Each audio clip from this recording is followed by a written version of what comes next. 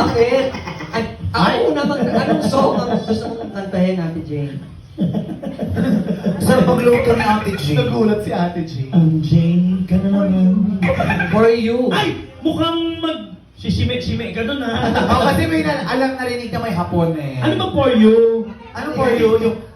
Okay, ha? Ay, Happy birthday for you! Ay, salamat.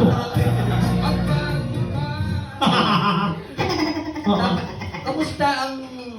Kabilang buhay. Ay, yung pangalawa daw, DJ. Number 2. What, CD? Happy daw po ite.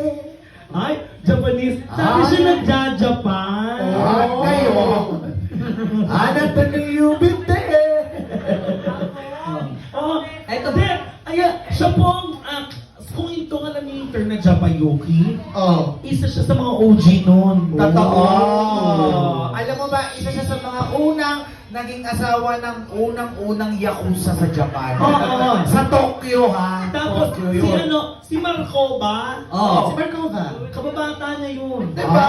Mga kaibigan, ang unang girlfriend po ni Andres Bonifacio. Ayan, oo. Alam mo, kanina naiiyak nga siya dyan eh. Bakit? Nakikita niya mga tropa niya, ayan, no? Oh, grabe. Tsaka isa siya sa unang nagtahi ng watawat ng Pilipinas. Correct. Ang balita ko, binasted nito si Jose Rizal, ah. Ay, oh. Kaya siya napunta kay Josephine Bracker. Ate Jane, nakapag-Japan ka ba? Hindi. Bakit? Eh, itsura mo pang yung... Pangapukan. Oo. Japanera, no? Oo, Japanera. Hindi ka nagja-Japan? Kasi ganyan kulay na ba nagja-Japan yun? Normally, mga kata niya, ages. Oo. Tsaka yung mga, Melokuma! Yan, sige. Okay, yung ano. Kilala ko lang sa Ate Jane. Oo. Ah, Ay, hindi. Total, kilala na natin to eh. Kakamustahin ko na lang to kasi wala ako sa Laguna. Oh, sige, sige. Ito ba yung nanalo?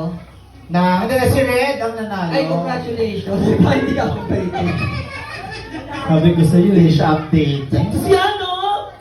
Pangit to sa Sino si Dex? Si Dex, ang pangit. Ang haba-haba talaga. Si Cinderella. Parang best niya ang haba. Oo. At saka nandiyan yung isa sa nag-judge nung Adana Grande anniversary, si Mamu. Oh, si Mama.